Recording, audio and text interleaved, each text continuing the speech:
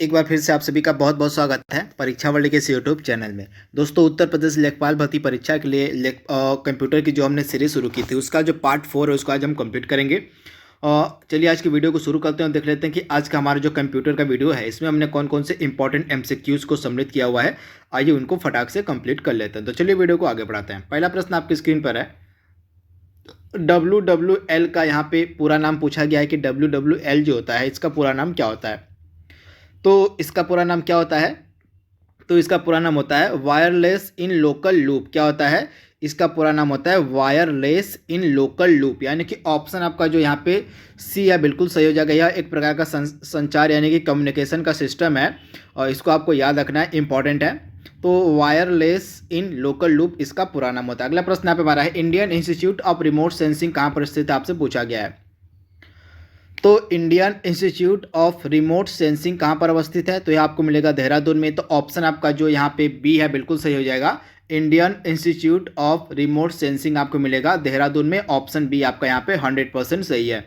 अगला प्रश्न यहाँ पे हमारा है, लेजर प्रिंटर में निम्नलिखित में से कौन सा एक लेजर का प्रकार प्रयुक्त होता है? आपको बताना है।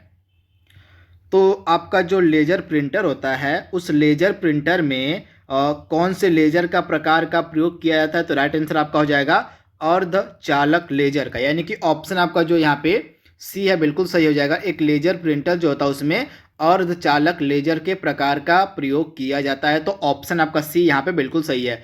और आपको बताना है WWW यानी कि वर्ल्ड वाइड वेब का आविष्कार किसके द्वारा किया गया था? तो मैंने इसके बारे में आपको बहुत बार बताया है, टीम बर्नर्स ली के द्वारा। किसके द्वारा? तो टीम बर्नर्स ली के द्वारा जो है वर्ल्ड वाइड वेब का आविष्कार किया गया था। तो ऑप्शन आपका यहाँ पे जो है बी बिल्कुल सही हो जाएगा। टीम बर्नर्स ली के द्वारा जो है 1989 में जो है WWW यानी कि वर्ल्ड वाइड वेब का आविष्कार किया गया था। तो इसके बारे में आपको याद रखना, ऑप्शन बी आपका बिल्कुल सही है। अगला प्रश्न आप हमारा है, और गूगल के द्वारा किस वेब ब्राउजर का विकास किया गया था? आपको बताना है। यानी कि गूगल का वेब ब्राउजर कौन सा है? तो गूगल के द्वारा किस वेब ब्राउजर के जो है विकास किया गया था? तो राइट आंसर आपका क्या हो जाएगा? Google Chrome. यानी कि जो आपका गूगल क्रोम है यह गूगल का एक वेब ब्राउजर है। तो ऑप्शन आपका यहाँ पे जो डी है बिल्कुल सही हो जाएगा। क्रोम जो है यह गूगल का क्या है? तो क्रोम गूगल का एक ब्राउजर है, इंपॉर्टेंट है। ऑप्शन आपका डी यहाँ पे बिल्कुल सही है। ब्लूटूथ तकनीक किस पर आधारित होती है? आपसे पूछा गया है। तो ब्लूटूथ जो टेक्निक है यह किस पर आधारित होती है? तो यह जो होता है आपका उपकरणों के बीच जो होता है वायरलेस संचारण के लिए काम में लाया जाता है। तो आप इसे याद देखिएगा, जो आपका ब्लूटूथ होता है यह उपकरणों के बीच वायरलेस संचारण के लिए काम में आता है। तो आप इसे याद देखिएगा। ऑप्शन जो आपका यहाँ पे ए है बिल्कुल सही हो जाएगा। उपकरणों के बीच वायरलेस संचारण और संचारण के लिए जो है ब्लूटूथ काम में आता है। तो आप इसे याद देखिएगा। तथा इसका जो विकास है सर्वप्रथम 1994 में किसमें तो 1994 यानी कि 1994 में हार्टसन के द्वारा किया गया था। किसके द्वारा? तो हार्टसन के द्वारा जो है 1994 में ब्लूटूथ का जो है विकास किया गया था। इसके बारे में आपको याद रखना है। इसके बाद अगला प्रश्न आपके सामने है, और डेटा कम्युनिकेशन के लिए नियमों का संघ यानी कि सेट ऑफ रूल्स क्या कहलाता है? आपसे पूछा गया है। तो डेटा कम्युनिकेशन के लिए नियमों का जो संघ होता है यानी कि सेट ऑफ रूल्स जो होता है उसको हम कहते हैं प्रोटोकॉल्स। तो आप इसे याद रखिएगा, प्रोटोकॉल्स इसको कहा जाता है। तो ऑप्शन आपका ए यहाँ पे बिल्कुल सही हो जाएगा। आप इसे याद रखिएगा। और जंक ईमेल को अन्य किस नाम से जाना जाता है? आपसे पूछा गया है।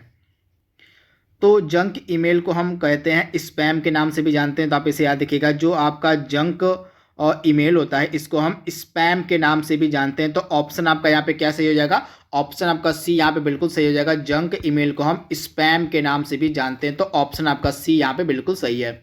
अगला प्रश्न आप हमारा है, स्पैम जो होता है आपका किस विषय से संबंधित शब्द है? आपको बताना है। तो स्पैम जो है आपका एक अवांछित मेल का उदाहरण होता है। आप यहाँ देखिएगा, बिना मतलब अवांछित, बिना इच्छा के अनुसार जो आपके ऊपर मेल आते हैं उनको हम कहते हैं अवांछित मेल। तो इसी अवांछित मेल का एग्जांपल आपका स्पैम, तथा स्पैम का संबंध आपका होता है कंप्यूटर से। तो आप इसे याद देखिएगा। ऑप्शन आपका ए यहाँ पे बिल्कुल सही है। इसके बाद अगला प्रश्न आप हमारा है, एक निश्चित पते पर यानी कि एक निश्चित एड्रेस पर किसी एब्यूजर के द्वारा बार बार एक ही मेल संदेश को भेजना क्या कहलाता है?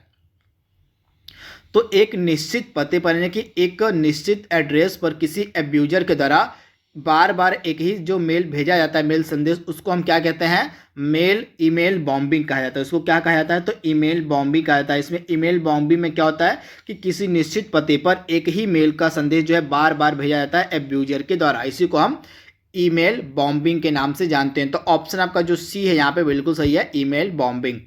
अगला प्रश्न यहाँ पे हमारा है, और निम्नलिखित में से कौन सा ब्राउजर नहीं आपसे पूछा गया है? तो दिए गए ऑप्शंस में से आपका कौन सा ब्राउजर नहीं है? तो इसमें से मोजिला फायरफॉक्स आपका ब्राउजर का एग्जांपल है, विवाल्डी आपका ब्राउजर है, इंटरनेट एक्सप्लोरर आपका ब्राउजर, लेकिन गूगल एप्स जो है आपका ब्राउजर का एग्जांपल नहीं है। तो ऑप्शन आपका यहाँ पे कैसे हो जाएगा? गूगल एप्स जो है आपका ब्राउजर का एग्जाम्पल नहीं है। बाकी आपकी जो तीनों ऑप्शंस दिए गए हैं, मोजिला फायरफॉक्स, विवाल्डी और आपका इंटरनेट एक्सप्लोरर, ये सभी आपके ब्राउजर के एग्जाम्पल हैं। लेकिन इसमें से जो गूगल ऐप आपका है यह ब्राउजर का एग्जाम्पल नहीं है। तथा गूगल का अगर हम ब्राउजर की बात करें तो गूगल के ब्राउजर का क्या नाम होता है? तो गूगल का जो ब्राउजर उसका नाम होता है क्रोम। तो इसे आप याद देखिएगा। तो ऑप्शन आपका यहाँ पे डी बिल्कुल सही है, गूगल एप्स आपका ब्राउजर का एग्जाम्पल नहीं है। वेब कॉलर को अन्य किस नाम से जाना जाता है? आपसे पूछा गया है। तो वेब कॉलर को हम अन्य किस नाम से जानते हैं? तो आप ध्यान से याद कर लीजिएगा। जो आपके वेब कॉलर होता है, वेब कॉलर को हम अन्य किस नाम से जानते हैं? तो यहाँ पे राइट आंसर आपका क्या हो जाएगा?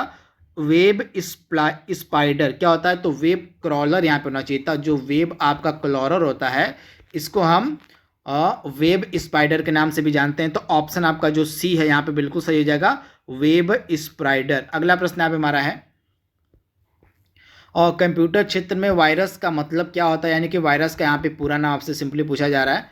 तो वायरस का मतलब क्या होता है? तो वायरस का आपका मतलब होता है vital information resource under seize. Right answer आपका क्या हो जाएगा? Option A, vital information result. यहाँ पे रिजल्ट क्या हो जाएगा? यहाँ पे रिजल्ट की जगह रिसोर्स होना चाहिए था। वाइटल इंफॉर्मेशन रिसोर्स यहाँ पे होना चाहिए था। क्या होना चाहिए? तो vital information resource under seize इसका पूरा नाम होता है वायरस का। तो आप इसे याद रखिएगा। ऑप्शन आपका ए जो है बिल्कुल सही हो जाएगा, vital information resource under seize इसका पूरा नाम होता है वायरस का। अगला प्रश्न यहाँ पे हमारा है, कंप्यूटर में फैलने वाला वायरस जो होता है वो क्या होता है? आपसे पूछा गया है। तो कंप्यूटर में फैलने वाला जो आपका वायरस होता है वह क्या होता है? तो कंप्यूटर में फैलने वाला वायरस जो होता है यह आपका होता है एक प्रकार का कंप्यूटर प्रोग्राम होता है। क्या होता है?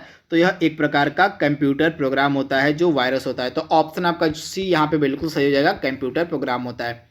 अगला प्रश्न यहाँ पे हमारा है, एक प्रोग्राम जिसमें अन्य प्रोग्रामों को संक्रमित करने की योग्यता होती है तथा जो अपनी ही प्रतियां, अपनी ही कॉपी स्वयं बनाकर दूसरे प्रोग्रामों में फैला सकता है, उसको हम क्या कहते हैं?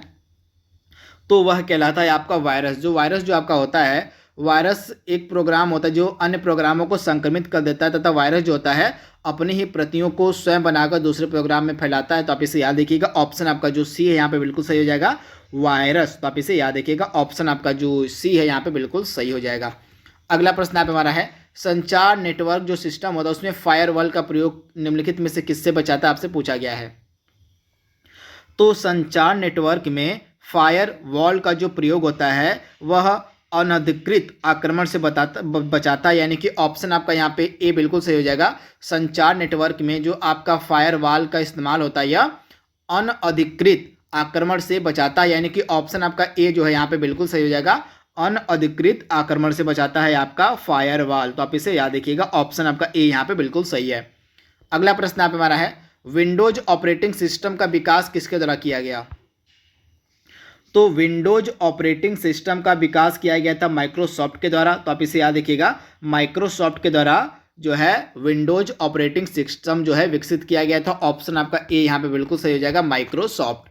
अगला प्रश्न यहाँ पे हमारा है, कंप्यूटर की स्मृति का जो मापन है किसके द्वारा किया जाता है? तो कंप्यूटर की स्मृति का मापन हम किस में कहते हैं? तो बिट्स में करते हैं। आप इसे याद रखिएगा, बिट्स में जो है कंप्यूटर की जो मेमोरी होती है यानी कि जो उसकी स्मृति होती है उसका मापन किया जाता है। तो राइट आंसर आपका क्या हो जाएगा?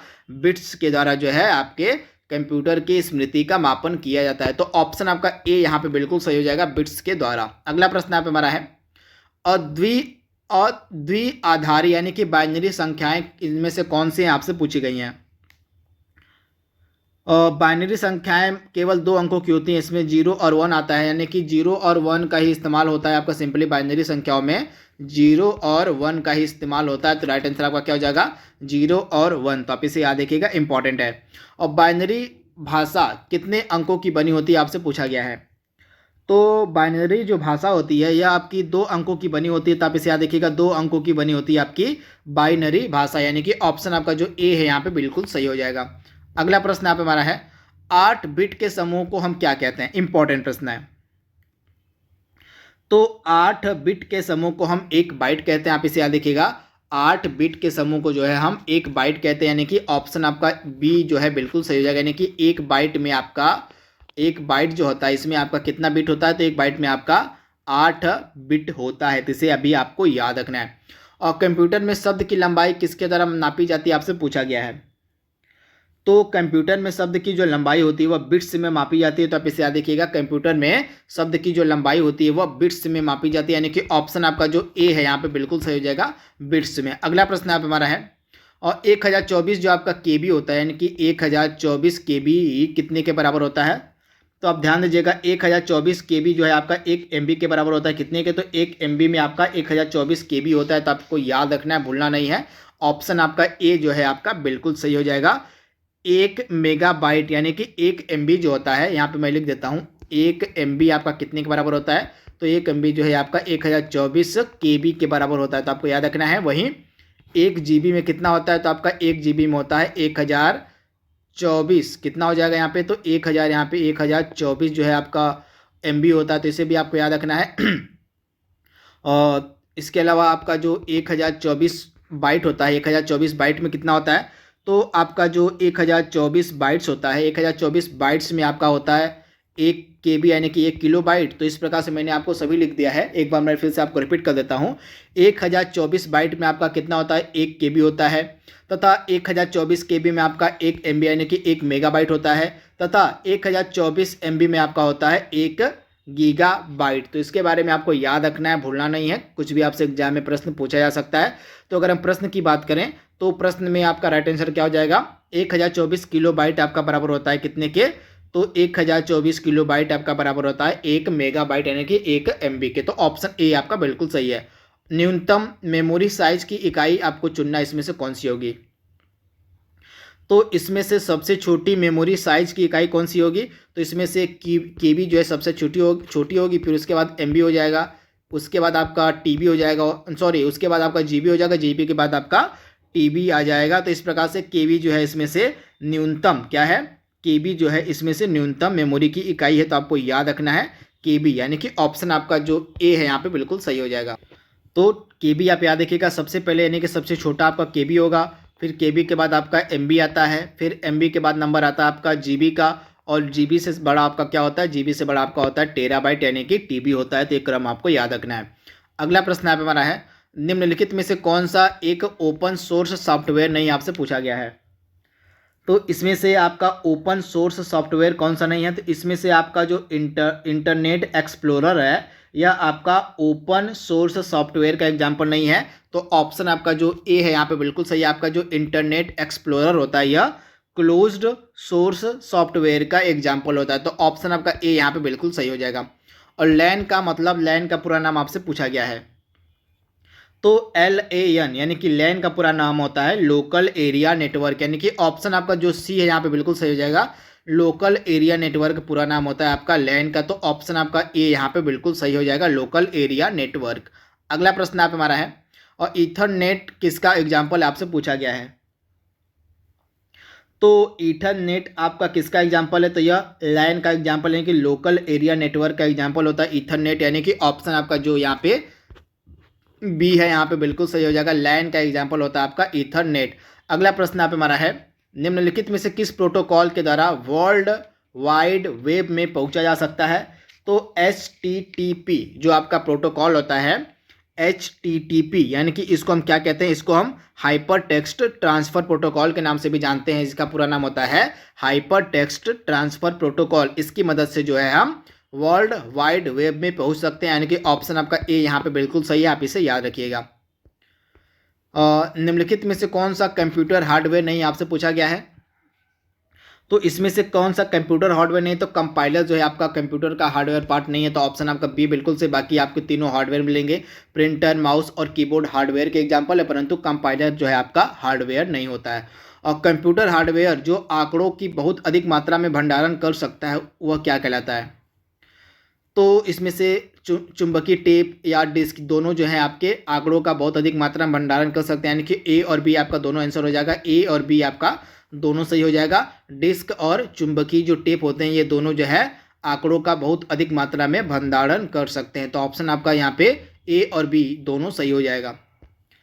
तो यहाँ पे लास्ट प्रश्न हमने डिस्कस कर लिया कंप्यूटर का। आज हमारा जो एमसीक्यूज का पार्ट था उसको में हमने बहुत सारे इंपॉर्टेंट प्रश्नों को कवर किया है।